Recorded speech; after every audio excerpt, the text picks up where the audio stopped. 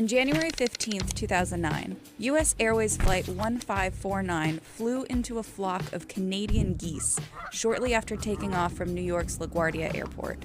The plane lost all engine power while flying over Manhattan. Their options? Attempt to land on the Hudson River or crash into one of the densest cities in the U.S. I think he said he was going to the Hudson. Thanks to clear conditions, expert piloting, and a quick response from emergency crews, all 150 passengers survived. You may have heard this story before, but it's not the only time something like this has happened. And despite that success, landing a plane on the water is extremely dangerous. Ditching is a controlled emergency landing on water. It can be caused by almost anything, but usually it's because of engine failure or running out of fuel. Pilots only decide to ditch an aircraft when there is no better alternative. Despite the difficulty, pilots don't undergo extensive training on ditching. Chesley Sullenberger, the pilot of U.S. Airways Flight 1549, told The Telegraph in 2018, "The only training we had gotten for a water landing was reading a few paragraphs in a manual and having a brief classroom discussion."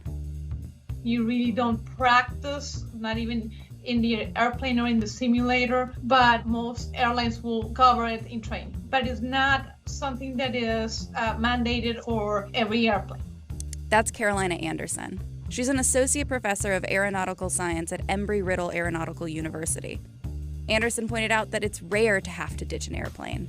It's not something that is very common. You see them in smaller airplanes more often, in big airliners, not very often. Planes are usually tested using simulations rather than actual bodies of water. The aircraft needs to float long enough for passengers to evacuate, but pilots have to worry about more than just the plane. Unlike landing on a runway, there are a lot of variables that are out of the pilot's control. The most obvious is the waves.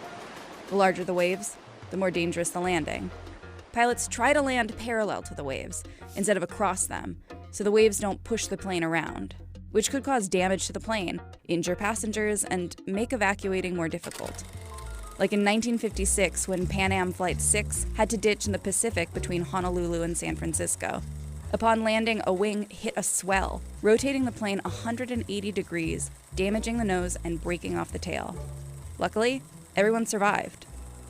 While ditching, pilots have to keep the wings level and maintain an incoming angle that's not too steep to prevent a hard impact. Inside the plane, the passengers will be told to brace for impact, and anything loose in the cabin will need to be tied down. Another huge factor is the weather. Clear conditions give a pilot better control over the aircraft and increased visibility. Pilots balance all of these variables in order to prevent the aircraft from breaking apart. If a plane breaks upon impact, there is a huge risk of flooding. You're not going to float for very long, and if you land too hard, the chances of breaking it are very high because water is going to get in and it's going to start sinking. And if a plane flips over, flooding will occur much faster. Basically, you want to touch down as slow and as soft as possible. If the airplane has retractable landing gear, you want the gear to be up and you want the flaps to be completely down. If the landing is successful, the next step is getting everyone off the plane, which has to happen quickly, since the Federal Aviation Administration requires planes to be able to be evacuated within 90 seconds. Thankfully, modern planes are equipped with a bunch of safety features to help passengers if an aircraft is ditched. Commercial planes use rafts and flotation devices like life preservers. They also come with flares and emergency radios. Airplanes are designed so that a water landing won't cause immediate harm to passengers. Many ditching-related deaths are from drowning, not the impact. But don't let this discourage you from flying. Forced water landings are unlikely to happen, especially on a commercial flight. Whenever flying, you should listen to safety instructions carefully and always remain calm.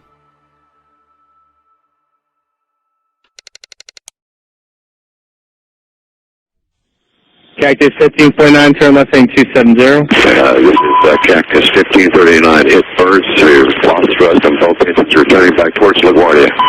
Okay, you need to return to LaGuardia. Turn left heading up 220. 220. Tower, stop your departures, got emergency returning. It's 1529. He bird strike. He lost all engine. He lost the thrust in the engines. He's returning immediately. Cactus 1529, which engines?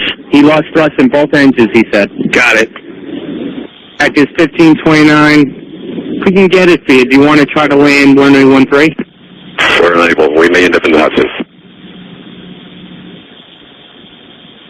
Joey 2760, turn left 070. 070, join 2760.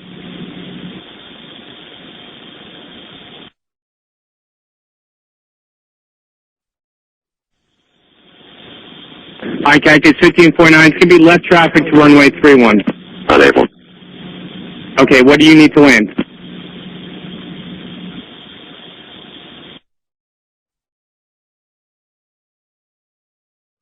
Cactus 1549. Runway 4 is available if you want to make left traffic to runway 4. ADF, I'm not sure we can make any runway. What's over to our right? Anything in New Jersey, maybe Teterboro? Okay, yeah, off your right side is Teterboro Airport. Do you want to try to go to Teterboro? Yes. Teterboro, Empire, actually, LaGuardia Departure Guy, emergency inbound. Hey, guys. Cactus 1529 over the George Washington Bridge, wants to go to the airport right now. Wants to our airport, check. Does he need assistance? Yes, it was a bird strike. Can I get him in for runway 1? Runway 1, that's good. Cactus 1529, turn right 280, you can land runway 1 at Teterboro. We can't do it. Okay, which runway would you like at Teterboro? We're going to be in the Hudson. I'm sorry, say again, Cactus?